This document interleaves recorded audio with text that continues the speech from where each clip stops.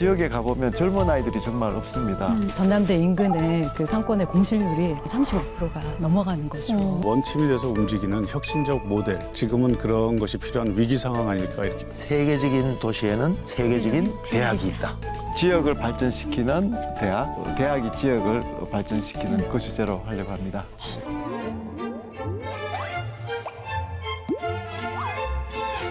소통과 공감으로 만드는 따뜻한 교육. 학부모를 위한 소통의 장, 필통톡. 여러분 안녕하세요. 박경림입니다. 반갑습니다. 자, 2025년 을사년 뱀의 해죠. 뱀은 지혜와 변화를 상징하는 동물인데요.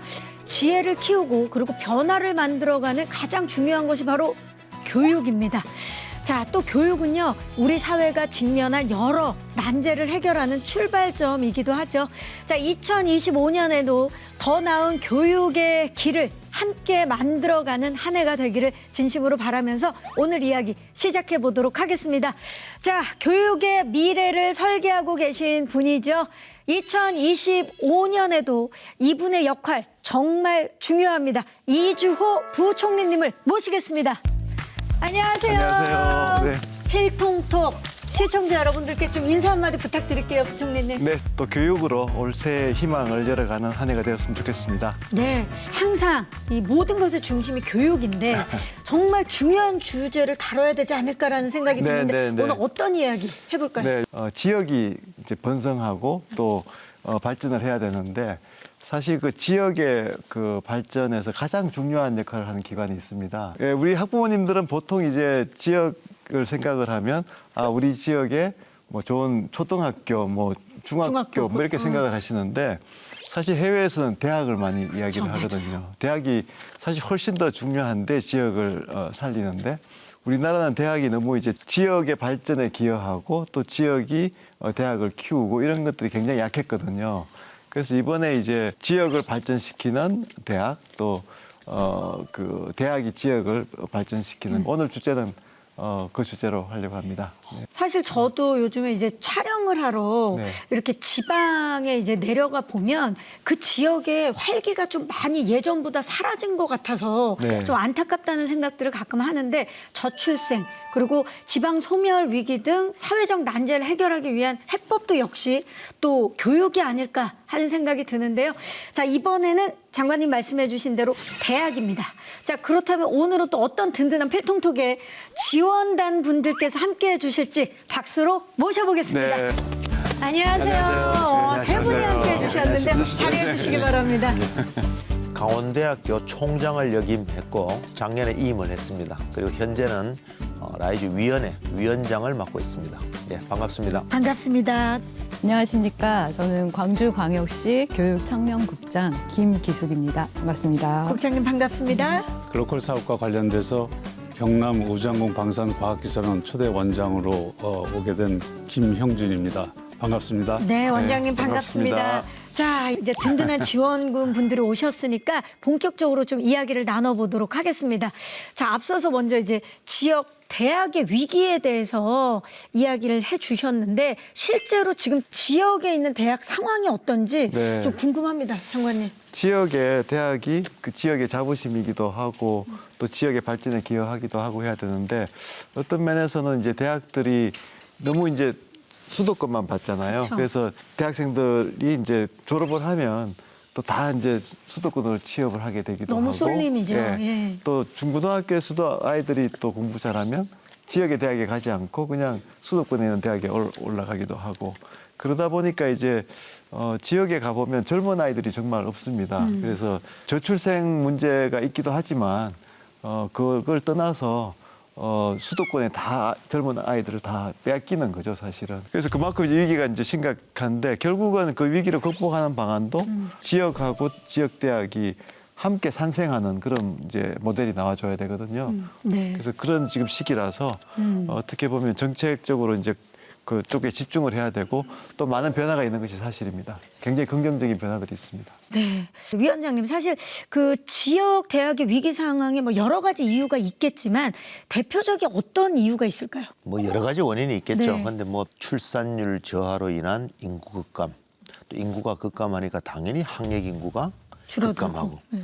당연히 대학 진학자들이 수가 급감하는 거 아니겠습니까? 또 거기에 더해서 한 가지 더 큰 문제는 바로 우리나라의 경우에 수도권 과밀화 그리고 청년 인구의 수도권 유출 문제가 아주 심각한 문제가 되겠죠. 뭐가 원인이고 뭐가 결과라고 이야기할 수는 없는데 지방대 위기가 청년 인구 유출의 원인인지 청년 인구가 수도권으로 유출됨으로써 지방대학이 위기인지는 모르겠습니다만 아마 상호작용하고 있는 게 아닌가 생각합니다. 또 그러다 보니까 지역에는 생산 인구가 남아있지 않게 되고 생산성이 떨어지고 고령 사회가 되고 점점 악순환의 고리에서 벗어날 수 없는 것이다라고 가장 큰 원인을 이야기할 수 있겠고요. 그러면 지역에 계시는 분들은 그걸 조금 더 체감하실 수 있지 않을까 싶은데 김기수 국장님 어떻습니까? 네, 맞습니다. 사실 지역 대학의 위기를 보여주는 가장 대표적인 지표 중에 하나가 바로 신입생 충원율일 것입니다. 특히 광주 지역의 경우에는 18개 대학이 있는데 그중에서 6개 대학의 경우가 95% 이하의 충원율을 보이고 있고 한 개의 경우에는 90%도 되지 않고 있습니다. 이렇게 지금 신입생이 감소해서 결국은 이제 학생 수가 감소가 되고 대다수 지방대학은 사실 성인 학습자라든지 또 외국인 유학생이 없으면 실제로 학교 운영이 더 어려워질 거다 하는 이런 우려들도 나오고 있는 게 사실입니다. 그리고 또 이러한 신입생 감소와 학생 수의 감소의 영향은 대학 인근의 주변 상권에도 사실 굉장히 악영향을 미치고 있습니다. 예를 들어서 이제 호남 최대 그 거점 국립대라고 하면 전남대인데요. 전남대 인근의 그 상권의 공실률이 지금 35%가 넘어가는 것으로 알려져 있습니다. 또 전남 소도시의 경우에는 사실 대학과 그 경제 공동체를 묶여 있는 경우이기 때문에 상황이 더욱 안 좋습니다. 실제로 2012년도에 전남 강진군에 있는 성화대학교가 폐교를 했는데 그 폐교 이후에 그 인근 지역이 경제적으로 오랫동안 어려움을 겪었던 것으로 알려져 있습니다. 그렇다면 어려운 질문을 드려야 될 것 같은데 어떻게 하면 좋을까요? 굉장히 어려운 순서가 왔네요. 네.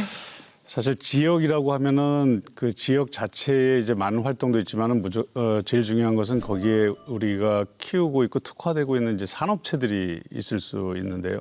이 산업체들과 이 대학이 지역의 정주 요건이나 학령의 그 감소의 문제, 다양한 것들을 어떻게 해결해 갈 것인가.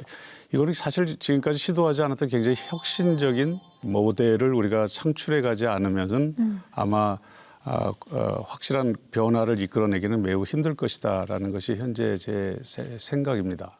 그렇게 하려면은 이제 지역의 대학뿐만 아니라 산업체 그리고 실제로 지자체 관련된 여러 요인들이 한꺼번에 한 팀이 돼서 원팀이 돼서 움직이는 혁신적 모델 그것을 우리가 발굴하고 과단성 있게 추진해 나가야 되지 않을까. 지금은 그런 것이 필요한 위기 상황 아닐까 이렇게 판단을 합니다. 예를 들어서 광주시 같은 경우에 과거에는 광주시가 대학하고 같이 뭘 할 일이 별로 없었잖아요. 근데 이번에 이제 그런 것들이 이제 다 도입이 돼서 대학이 소위 지역의 혁신 생태계에 그 허브 역할을 하도록 새로운 변화가 일어나고 있는 거죠. 그럼 혁신 생태계 안에는 대학을 중심으로 해서 뭐 산업계도 들어오고 또 지금 이제 그 지자체 일선 공무원분들도 또 참여하고 또 대학원생들이나 대학생이나 교수님들이 참여해서 거기서 새로운 이제 비즈니스가 만들어지는 거죠, 사실. 네. 그러니까 어떻게 보면 과거랑 이제 현재는 허브 역할의 이동이 있다고 볼 수 있는 건데, 자 그렇다면 위원장님께서 이렇게 저희가 참고할 만한 사례들이 있는지 좀 말씀 좀 해주시겠어요? 여러분들이 잘 아시는 실리콘밸리. 예, 미국이 실리콘밸리 하면 떠오르는 것이 구글, 애플, 페이스북, 메타 이런 글로벌 IT 기업들의 배경에 스탠포드 대학이 있다고 하지 않습니까? 그래서 바로 기업, 산업체와 대학이 혁신 생태계를 구축해서 인재를 공급하고 기술을 교류하고 또 기업의 미래 기술을 백업하는 배경에서 전 세계를 지금 이끌고 있는 그 글로벌 IT 기업이 탄생하지 않았나 생각하고 그 외에도 스웨덴의 말메 같은 도시는 조선업으로 유명했었는데 코쿰스 조선소라는 것이 그 골리앗 크레인을 매각을 하고 그 부지에 바로 말메 대학 설립을 해서 거기가 IT라든지 바이오 기업이 융성하게 돼서 지금 현재 유럽에서 가장 젊은 도시 평균 연령이 36세 정도로 그 말메시의 변화를 보여줍니다. 그 외에도 뭐 독일 같으면 모든 기업들이 전국에 흩어져 있는데 기업 하나하나가 대학하고 1대1로 다 매칭이 돼 있습니다. 즉 앞으로 기업은 산업은 원천 기술이 없이는 경쟁력을 갖출 수 없기 때문에 대학과 연결돼 있는 거죠. 일본도 마찬가지고요. 지역 사회와 대학이 서로 연계되는 어떤 혁신 생태계가 만들어진다면 아마 이런 어떤 지방의 어떤 여기 소멸 위기라든지 지역 대학 위기를 해결해 나갈 수 있지 않을까 싶고요. 제가 제일 좋아하는 문구가 대학 총장 출신이라서 그런지 세계적인 도시에는 세계적인 대학이 있다. 이 말을 제가 가장 좋아합니다. 네, 그 비슷한 문제 그 이야기가 이제 미국의 이제 디트로이트하고 보스턴 두 도시를 이제 비교를 많이 하는데요. 한때는 비슷한 이제 규모 또 이제 발전하는 도시였는데 보스턴이 훨씬 더 빨리 발전했죠. 근데 그 배경이 이제 디트로이트에는 없는 좋은 대학들이 있지 않습니까? 하버드나 뭐 예일 뭐 다 그쪽이죠. 그래서 MIT. 이제 MIT 같은 대학들이 있으니까 그래서 이제 말씀하신 대로 이제 세계적인 도시가 되려면 또 세계적인 대학이 있어야 되는 거죠. 네. 자, 이 사실 다른 나라들을 지금 말씀해 주신 대로 다른 나라들을 보면 좋은 도시에는 또 좋은 대학이 있고 또 작은 도시에도 세계적으로 우수한 대학들이 네. 참 많은데 우리나라도 좀 대학이 중심이 되는 어떤 지역 생태계가 절실하다라는 생각이 지금 말씀을 들으면 들을수록 네. 드는데 어떻게 하면 될까요? 우리 국장님. 대학이 중심이 되는 지역 협력 생태계가 추구하는 가장 궁극적인 목표는 아마도 지속 가능한 지역 발전일 것입니다. 이를 위해서는 결국은 취업과 창업, 정주의 생태계를 구축하는 것으로 아마도 귀결이 되지 않을까 이렇게 생각을 하고 있습니다. 이러한 생태계를 구축하는 데 있어서 지자체는 구심점 역할을 해야 된다고 생각을 합니다. 특히 대학과 기업을 연계를 해서 이 지역 특화 산업을 육성해야 하는 막중한 임무를 맡고 있는데 그 과정에서 대학 본연의 역할, 즉 연구 역량을 강화하고 또 인재 육성을 하는 그 역할을 집중하게 하는 것이 또 지자체의 역할이라고 하겠습니다. 예를 들어서 광주시의 경우에는 AI 산업 육성을 위해서 지역의 주요한 대학과 연계를 해서 지금 인력 양성 사업을 추진을 하고 있습니다. 우선은 AI 영재고를 설립을 해서 인재를 조기에 양성을 하고 또 AI 융합 대학과 대학원을 통해서 석박사급의 그 연구 인력을 배출을 하고 또 아울러서 AI 사관학교를 통해서 실무급의 어떤 인재를 양성을 함으로 인해서 이 세 가지 카테고리가 잘 돌아갈 수 있게 인재 양성을 추진을 하는데 이런 사업들이 사실은 대학이 지역의 전략산업과 연계를 해서 인재 양성의 중심축이 되도록 지자체가 적극 지원하고 있는 사례가 아닐까 이렇게 생각하고 있습니다. 네, 좀 사례들을 말씀해 주셨는데 자 그렇다면 원장님께서도 좀 한 말씀 부탁드릴게요. 사실 대학도 지역의 이제 생존을 위해서 위기가 왔기 때문에 뭐 많은 이제 몸부림을 해야 되지만 요즘 사실 산업체도 그러한 몸부림 위기를 맞은 지는 좀 됐습니다. 왜냐하면 특히나 지방에서 수도권에서 멀리 위치해 있는 지자체, 지역 그곳에서 지금까지 수십 년 동안 산업체의 가장 핵심적인 역할을 하면서 산업을 일으켰던 그 회사들이 있는데요. 그 회사들은 이제 그 수도권 집중 현상에 따라서 어찌 보면 가장 많은 피해를 또 위기를 겪고 있는데 인재를 구할 수가 없습니다. 새로운 신기술, 4차 융합기술이라든지 전 세계적으로 많은 니즈가 지금 활발하게 일어나고 있는 분야는 대부분이 수도권 이하로 내려오는 것을 많이 기피를 젊은 인재들이 하고 있는 것이 현 실정입니다. 어느 지역이든. 그러다 보니 우수한 신기술에 대한 인재들을 구하기가 매우 어렵습니다. 그럼 이제 이제 위기를 만난 지역과 대학과 그다음에 산업체가 같이 공동으로 해야 되는 것이 모두에게 윈윈 모델이 될 수 있는 그 혁신 모델을 결국 다시 우리가 찾아나가야 한다. 그래서 산업체도 새로운 인력들을 빨리 조속히 수급받고 훈련시킬 수 있어야 되고 대학도 거기에 맞는 산업체에서 필요로 하는 하고 싶은 연구보다는 해야만 하는 연구 쪽으로 더 포커스를 둬야 된다라는 것이 현재 생각입니다. 이조 장관님은 늘 계획이 있으시지 않습니까? 이제 정부 측에서 교육부 측에서 어떤 계획을 내놓으셔야 될 것 같은데 어떤 정책들이 좀 네. 준비가 되어 있습니까? 사실 이제 대학이 그러면 핵심이 이제 지역 혁신의 이제 허브 역할을 하도록 생태계를 조성을 해주고 또 대학이 그렇게 하도록 이제 유도를 해야 되는데 그게 이제 라이즈 체제라고 해서요. 그러니까 리저널 이노베이션 시스템이라고 해서 RIS인데 그게 이제 지역 혁신 생태계죠. 그 프로젝트가 이제 지난 정부에서 하던 게 있는데 거기다가 이제 에듀케이션이라는 이를 붙인 거거든요.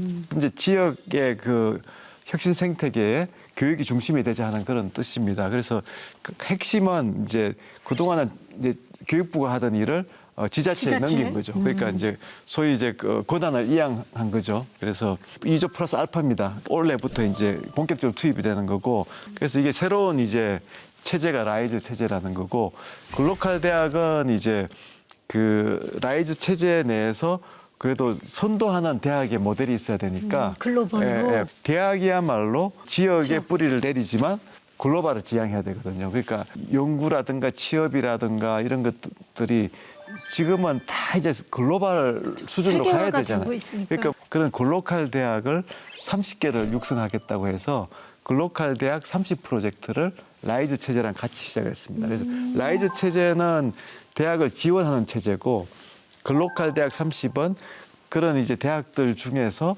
30개 선도 대학이 나오도록 그렇게 집중 지원하겠다는 그런 겁니다. 그래서 이 두 개의 프로젝트가 동시에 이제 진행을 하면서 저는 상당히 큰 변화가 있다 이렇게 생각합니다. 네. 자, 지금 장관님께서 설명을 해 주셨는데 네. 라이즈와 글로컬 조금 더 자세히 네, 알아보고 네. 싶은 마음이 있거든요. 그래서 저희가 영상으로 준비해 봤습니다. 함께 만나보시죠. 지방을 살리는 새로운 교육 정책, 지역 혁신 중심 대학 지원 체계 일명 라이즈 사업과 글로컬 대학 30 프로젝트가 그 핵심 전략인데요. 먼저 라이즈란 기존 중앙정부 중심의 하향식 대학 지원 방식에서 벗어나 지자체와 대학이 중심이 되어 지원이 이루어지는 체계를 말합니다. 2025년부터 2029년까지 5년에 걸쳐서 각 지역의 특색과 강점을 살린 다양한 과제들이 지자체의 주도로 추진될 계획인데요. 이를 통해 대학이 지역 혁신의 허브로 거듭날 예정입니다. 글로컬 대학은 세계화를 뜻하는 글로벌과 지역화를 뜻하는 로컬의 합성어로 대학 안팎, 국내외의 벽을 허물고 지역 산업과의 파트너십을 토대로 지역과 대학의 동반 성장을 이끄는 대학을 의미합니다. 2023년부터 추진된 글로컬 대학 30 프로젝트는 현재 총 20개의 혁신 모델을 글로컬 대학으로 지정했는데요. 총 30개 내외의 혁신 모델을 선별하여 5년간 약 1,000억 원의 재정 지원과 함께 과감한 혁신 추진에 걸림돌이 되는 규제를 혁파하여 혁신 모델 실현을 지원할 계획이라고 합니다. 글로컬 대학 30 프로젝트로 경쟁력 있는 지역 대학을 육성하고 지역의 새로운 변화를 만들어가길 바랍니다. 네. 자, 지금 영상을 통해서 만나봤는데 얼핏 보면 이렇게 비슷한 것 같기도 하고 이 라이즈와 글로컬을 좀 어떻게 다른 건지 자세히 설명을 좀 부탁드릴까요? 네, 저 김영혁 총장님이 지금 라이즈 위원장이십니다. 위원장님이시죠? 그래서 아마 제일 잘 설명해 주실 수 있을 것 같습니다. 역대 정부에서 지역과 대학의 연계 협력 사업은 많은 사업들이 있었는데 이 라이즈는 좀 다르다. 그 어떤 지역과 대학의 협력에 있어서의 패러다임의 완전한 패러다임의 변화다. 세계적으로 이렇게 시도한 바는 없다. 교육부의 예산에 그 인재 양성, 산학 협력, 취창업, 지역 연계 이런 부분에 있는 그동안의 교육부 사업 전체를 지역으로 내려서 지역과 대학이 함께 머리를 맞대고 지역 발전, 지역 혁신을 위해서 대학과 함께 구상을 하도록 하고 실행을 하도록 해서 지역 혁신을 만들도록 하는 그런 사업이자 체계가 되고요.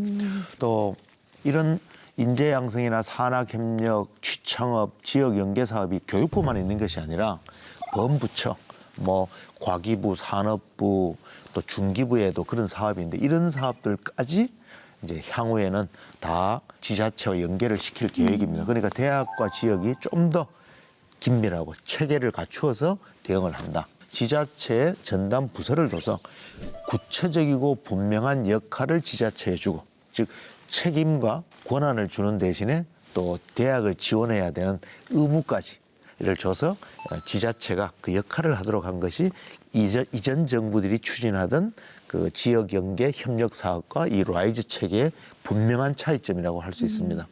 그다음에 이제 글로컬 대학 사업은 사실은 라이즈보다는 먼저 2년 전에 추진이 됐는데 우리나라의 대학이 한 400여 개 정도가 있지 않습니까? 그쵸. 그 대학들이 롤 모델로 삼을 만한 여러 가지 유형의 선도 모델을 이 글로컬 대학 30에서 지정을 해서 이 라이즈와 글로컬이 조화롭게 그 연결이 돼서 혁신을 만들어갈 수 있지 않을까. 그래서 글로컬 대학 사학과 라이즈 체계를 그렇게 참 부연 설명을 드립니다. 이런 말씀 드려도 될지 모르겠는데 일타 위원장님 같으세요. 아주 귀에 쏙쏙 들어오게 설명을 해주셨어요. 네. 사실 글로컬 대학이 지금 이제 30개가 목표인데 20개 지정이 돼서 지금 운영되고 있거든요. 강원대가 대표적인 또 글로컬 대학입니다. 그동안은 소위 이제 탑다운이잖아요.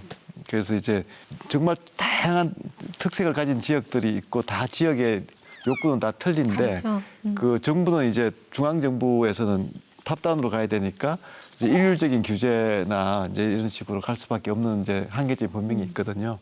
그래서 이제 라이즈 체제는 그야말로 이제 혁신 생태계니까 이게 이제 잘 자라나는 걸 가꾸게 하는 정도, 그러니까 정원사 정도 역할을 하는 거지 이걸 막 이제 막 지시하고 감독하는 역할은 정부가 하지 않겠다는 거거든요. 이제 그런 큰 취지에서 정부가 이제 역할 변화를 하는 거고 결국 이제 지역에서 산업계나 또 이제 대학이나 또 학생들이 이렇게 자연스럽게 이제 서로 협력해서 혁신하도록 그 규제 완화도 하고 바텀업의 발전이 일어날 수 있도록 이제 유도한다는 그런 점에서도 굉장히 큰 변화가 있다 이렇게 말씀드릴 수 있습니다. 네.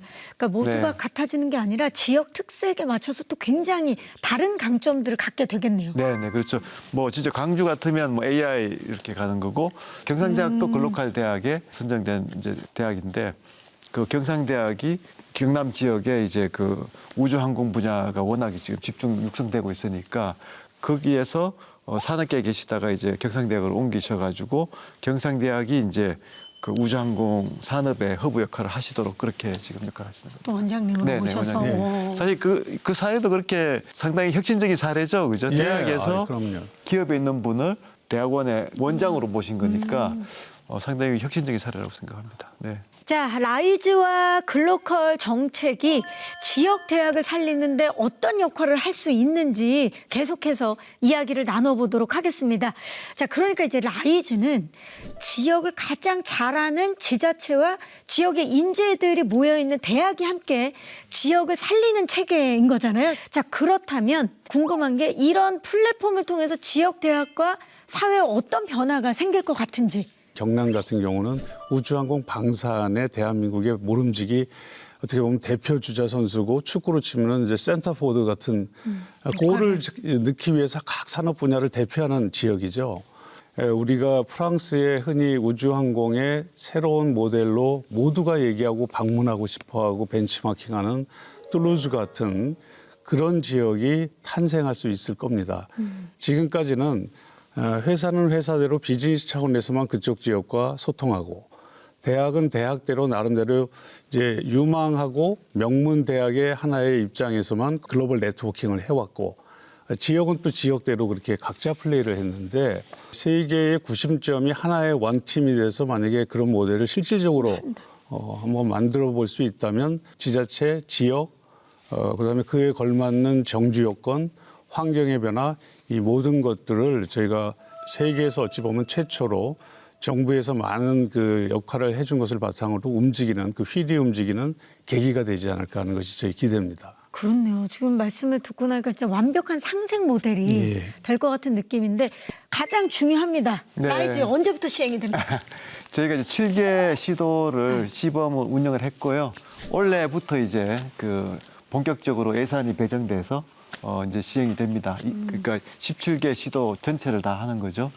즉 글로컬 대학 30개 팀을 뽑는 과정인데 지금 20개는 이미 뽑혀 있고. 뽑혔고 지금 이제 나머지 10개도 이제 계획되어 있습니다. 그래서 그 뽑힌 데는 이미 이제 그 지원이 시작됐거든요. 네. 그래서 변화들이 전국 곳곳에서 뭐 다 일어난다고 보시면 될 것 같습니다. 네. 자, 지금 벌써 진행이 되고 있기 때문에 저희가 눈으로 확인을 안 할 수가 없습니다. 다들 궁금해하실 것 같아서 저희가 영상으로 준비해 봤습니다. 어떤 사례들이 있는지 만나보시죠. 올해부터 본격 시행되는 지역 혁신 중심 대학 지원 체계 라이즈와 글로컬 대학 30 지역별 대표 과제를 살펴볼까요? 국내 최고 수준의 지역 대학과 첨단 산업을 가진 서울시는 산학 협력을 국제 영역으로 확장해 본 글로벌 창업 기업을 육성합니다. 김해시는 인제대학교와 손을 잡고 교육, 산업 분야와 지역을 아우르는 도시 대전환을 목표로 김해시 전체를 캠퍼스화할 전략입니다. 울산시는 울산대학교의 시공간 초월형 캠퍼스 유비캠 모델을 적용했는데요. 직업 평생 교육을 목표로 대학과 지역, 산업이 융합된 교육 생태계를 만들어갈 계획입니다. 대전시는 연구 인력 밀집도 1위라는 지역적 특성을 활용해 출연연 기관과 대학 간의 연계를 강화하고 인재 양성, 연구 개발, 사업화 모델을 구축합니다. 인천시는 지역 현안 해결을 위해 소상공인, 대학 등이 참여하는 리빙랩을 통해 도심 재생 아이디어 발굴부터 해결책 개발, 상용화까지 추진합니다. 경상남도는 창원대학교와 함께 방산, 원전, 스마트 제조를 합친 DNA 산업에 집중하여 일반 대학과 전문 대학을 통합하고 실무 인력부터 연구 인력까지 관련 분야 인재를 양성할 계획입니다. 지역별로 시행되는 다양한 과제들, 5년 뒤 어떤 변화가 있을지 기대됩니다. 와, 놀라운데 정말. 지금 이제 보시면 알겠지만 그동안은 이제 정부가 이제 예. 대학을 지원할 때 그냥 n분의 1로 그냥 지원했거든요. 그쵸. 근데 이 지금 뭐 대학은. 학생 수 많으면 또 더 많이 지원하고 뭐 그런 식이었는데 이제는 이제 혁신에 초점을 맞춰서 그 지역 혁신을 지원하는 거니까 이제 지원하는 방식이나 이런 게 다 이제 바뀐 거지 않습니까? 그래서 그 좋은 아이디어가 정말 실현될 수 있도록 그러면 이제 그게 어떻게 보면 이제 벤처 캐피탈 역할이잖아요. 우리가 글로컬 대학이 됐던 또 라이즈 시스템이 됐던 혁신을 지원하는 거는 그동안의 대학 지원이 아니고 정말 그 이제 저희가 이제 퍼블릭 VC라고 하거든요. 글로컬 대학만 하더라도 그 선정이 중요한 게 아니고 선정된 이후에 계속 혁신할 수 있도록 계속 지원을 해줘야 되는 거죠. 그 라이즈 체제라는 건 어떻게 보면 하나의 이제 혁신 지원 플랫폼이죠. 그 플랫폼의 중심은 이제 강주시가 이제 라이즈 체제에서 일을 하실 때 중앙 정부들이 지원을 해주는 거죠. 그야말로 혁신이 일어나고 네, 있는데 네.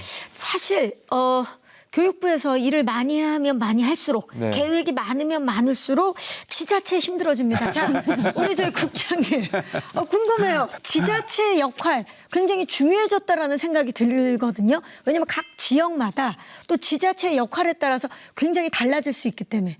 맞습니다. 네. 사실은 지자체와 대학이 이렇게 협력하는 그 체계를 일단은 확립하는 게 중요한데 네. 그 확립된 체계 내에서 또 지속적으로 서로 소통을 하고 그럼으로 인해서 상호 이해하는 것이 사실은 그게 기본이 돼야 할 거라고 그쵸? 생각합니다.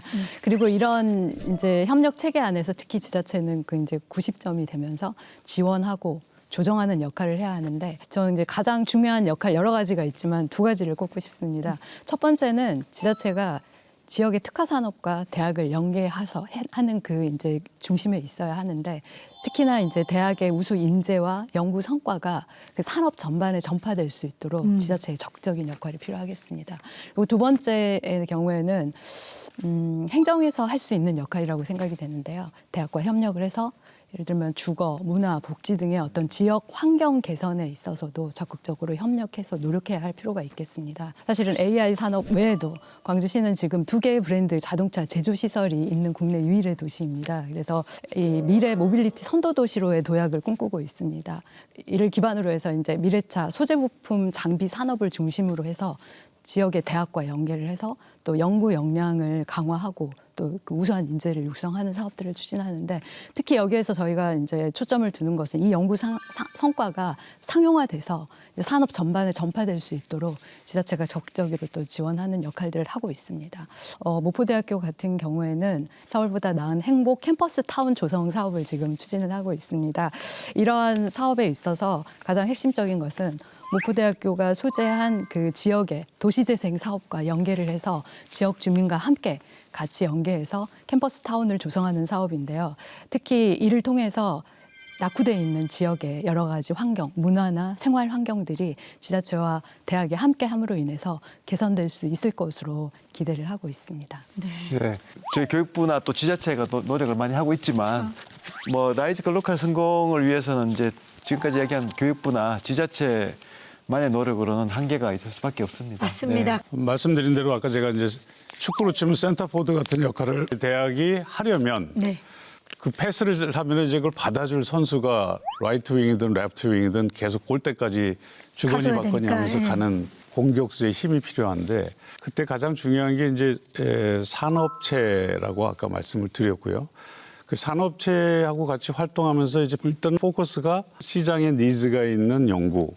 그래서 그 산업체도 윈이 되고 대학도 윈이 되는 전문 특화된 지역별 산업으로 특화된 인재의 양성.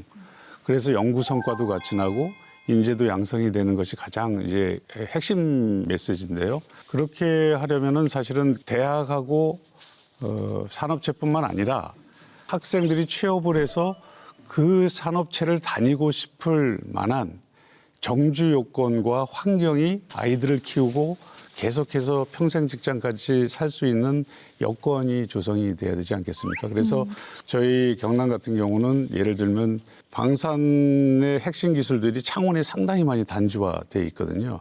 이제 이런 분야들이 교육뿐만 아니라 문화, 의료 뭐 이런 모든 것들이 다른 부처의 힘과 함께 합쳐져서 같이 공동 활동이 일어나야 되는 것이고 교육부는 여기에 지금 제일 먼저 씨를 뿌리는 역할이다라고 저희는 느낍니다. 그다음에 또 하나는 지역에서 필요로 하는 대학의 역할.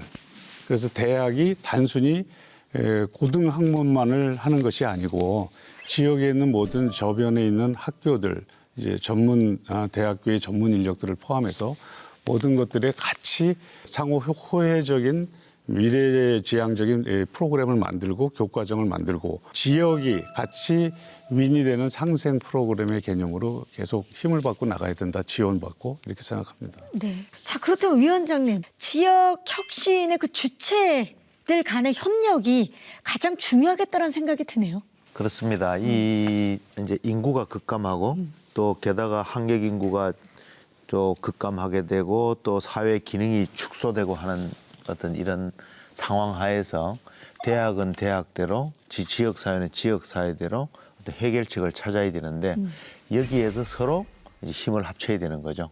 한 두 가지 방법이 있지 않겠습니까? 네.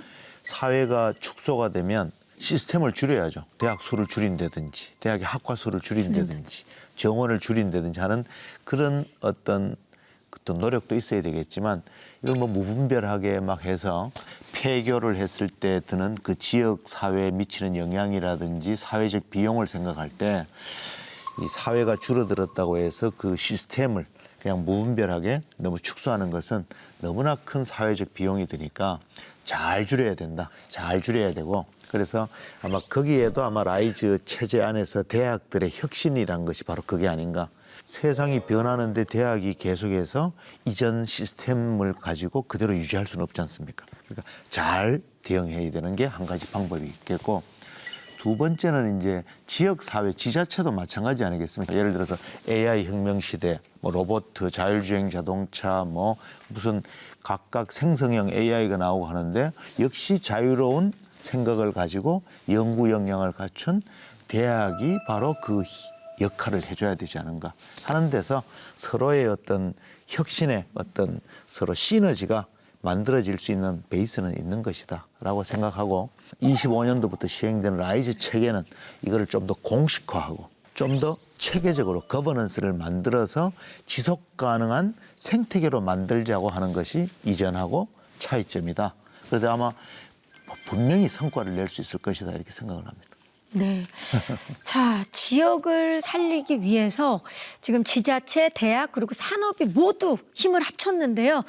정부 부처도 마찬가지 아니겠습니까? 네, 네, 예, 네. 장관님. 지금 뭐 라이즈 체계 안에서 어떻게 협력 관계를 좀 구축하고 있는지 말씀 좀 해주시죠. 사실 이제 대학을 지원하는 부서가 이제 교육부만 있는 것이 아니고 이제 그동안 뭐 과기부나 산자부 또 이제 중기부 고용부까지 이제 계속 이제 지원을 했는데 다 따로따로 하다 보니까 이렇게 칸막이가 이렇게 밑으로 이렇게 내려온 거죠. 이제 그렇게 하지 않기 위해서 라이즈가 시작된 거고 그럼 이 라이즈 체제에서 그러면 교육부만 있는 게 아니니까 이게 하나의 이제 그 지원 플랫폼이니까 다른 부서도 다 들어와라. 지금 저희들은 그렇게 이제 요청을 하고 있고 많이 좀 들어오고 많이 있어요? 들어오고 있습니다. 들어오고 있어요? 네. 저희가 MOU 체결하고 이제 시작을 했고요. 계속 확대를 할 예정입니다. 또 함께 협력하면 더 그 힘이 엄청나게 커질 것 같아요. 네. 과거에는 다 이제 하나씩 칸막이 된 체제에서 따로따로 이렇게 지원을 받다 보니까 너무 힘들었거든요. 중복되는 예, 것도 있고. 중복되는 예. 것도 있고 또 실제 효과성도 너무 좋지 않았는데 이게 이제 한꺼번에 다 이제 통합이 되는 거니까 그 통합이 될 때는 정말 이제 대학의 혁신이라는데 중점을 두는 거고 그 대학의 혁신은 결국은 아이들, 대학생들이 그 지역에서 정말 잘 성장해서 계속 뻗어나가는 거 아니겠습니까? 네, 라이즈라는 체제가 대학을 지원하는 이제 통합 플랫폼이 되는 거죠.